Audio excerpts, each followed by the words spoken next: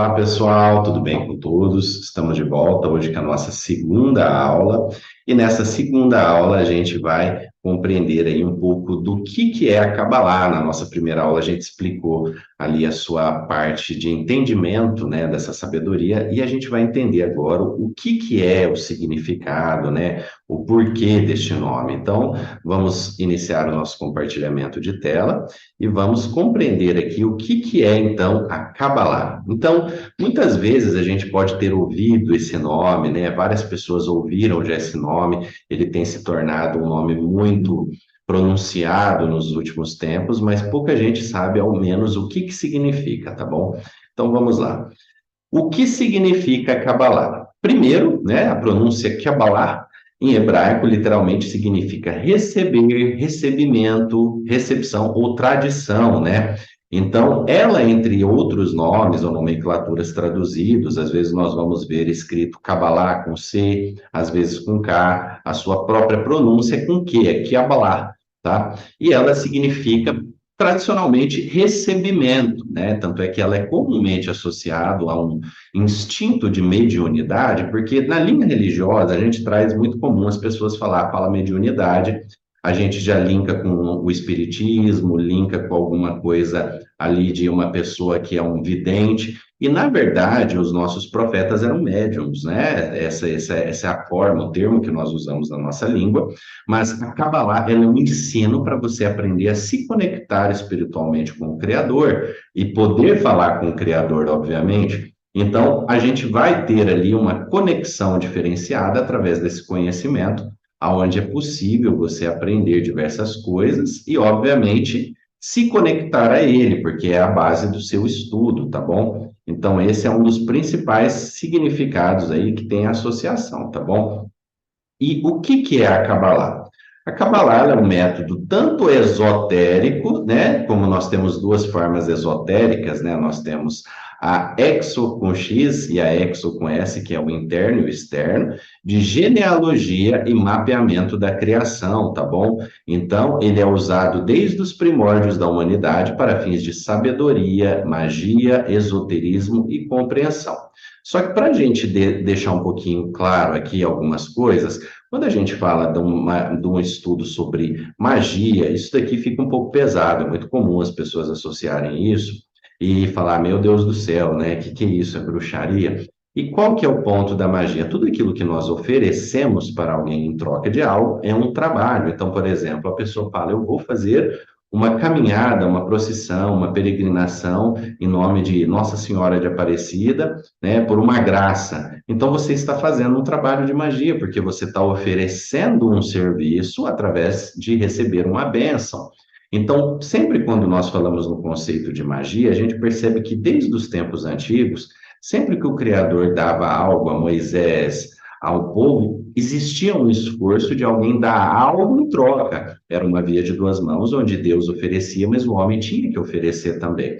Então, com a evolução, o termo magia se tornou uma coisa ali mística, mas na verdade nada mais é do que um processo de negociação de troca, como você vai a uma padaria e oferece o seu dinheiro e o padeiro te oferece o pão. Não tem nenhuma magia nisso, e simplesmente uma troca de energias. Então, a magia nada mais é do que troca de energia. Agora, a questão é aonde você troca a sua energia que vai definir se aquilo é uma coisa boa ou ruim. A linha de sabedoria é justamente para a gente poder trabalhar a elevação da consciência. O estudo tanto esotérico, como a gente usa dois termos aqui, né? O esotérico com S e o esotérico com X, para quem não sabe, que é o estudo interno e externo, aquela situação oculta e aquela já que é superficial. Então, ela serve também para a gente estudar ali, como a gente chama na Kabbalah, de microcosmo e macrocosmo, compreender o universo interno que cada um de nós somos e o universo externo que não deixa de ser o Criador. E a própria compreensão, tá? Então, ela é uma filosofia que estuda a essência do homem como uma lupa virado para você mesmo, tá bom? Quais que são as finalidades? Então, através da Kabbalah, a gente pode conhecer a criação, compreender e manipular realidades e estados de consciência superiores, certo? Abordar o abstrato da espiritualidade e entender o que está oculto por trás dos véus da matéria. Então, por exemplo, quando a gente fala desse estudo, o que seria o lado oculto? A gente compreende a nossa realidade física, né? E se você quiser estudar, por exemplo, sobre o corpo, você pode se aprofundar, por exemplo, na medicina. Mas sobre a alma pouco se conhece, né? Muito pouco é falado, e muitos que se atreveram a entrar nessa área por muitos anos no passado chegaram até pagar com o próprio sangue. Então, foi uma forma de castrar a humanidade, de conhecer a sua própria essência e a si mesmo. E a finalidade desse estudo é justamente o trabalho sobre si, aonde você vai se conhecer, e quando você passa a se conhecer, você conhece a Deus, onde você se torne mestre de si mesmo, e passando a ser mestre de si mesmo, você se torna mestre de outros também. Então, esse conhecimento tem uma finalidade, um autorrefinamento, uma autopolição, para que você possa ser uma pessoa melhor, e com isso você vai poder passar a ajudar também e fazer o bem para outras pessoas, tá bom? Outro conceito é: Kabbalah é uma religião?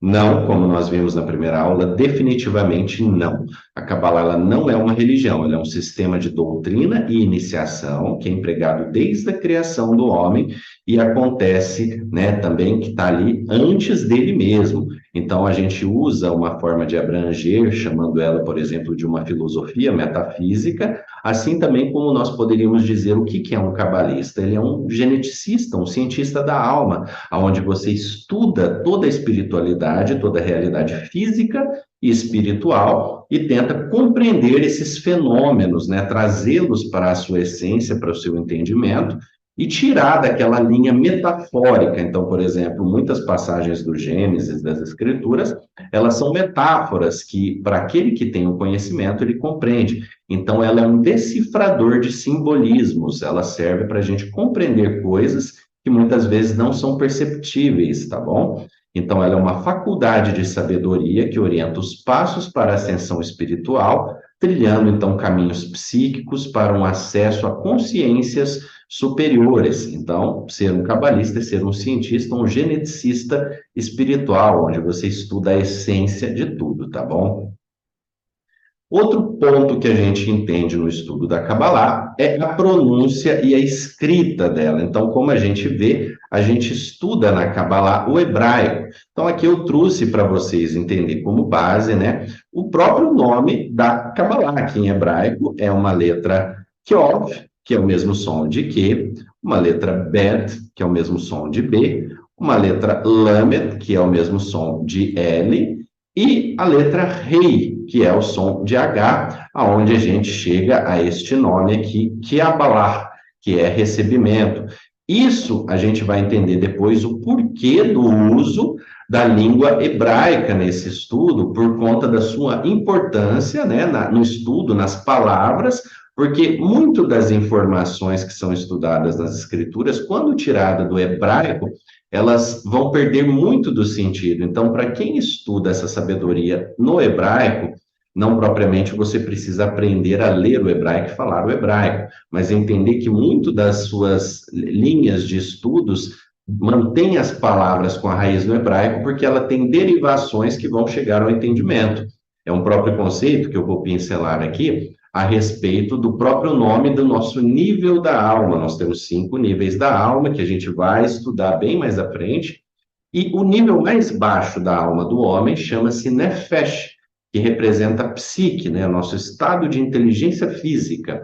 E essa palavra, ela tem raiz em Nafash, Nefesh, Nafash, que é o quê? Nafash é repouso. Então, ela faz uma alusão de que nosso primeiro nível da alma é uma alma adormecida, que ela está ali presa somente nas coisas superficiais, onde vive numa parte imaginativa e não age. Então, ela mostra para a gente essa ligação de que se você muda a raiz, por exemplo, da palavra, você pode perder diversos significados. É o próprio conceito que acontece em Gênesis, onde fala-se que, no princípio, Deus criou os céus e a terra. E quando você leva para o hebraico, fica Bereshit bara het Elohim vaharetz, que significa o quê? No princípio, Deus criou o mundo físico e o mundo espiritual, porque a palavra para terra é haretz, e não está relacionado à Terra como o nosso planeta, que seria Adama, a palavra para Terra é Adama, e não Haaretz. Então, quando a gente muda e traduz, perde-se o sentido de muita informação. Por isso que nós trabalhamos muito das coisas da Kabbalah em hebraico e não transformamos tudo isso na nossa língua portuguesa, tá bom?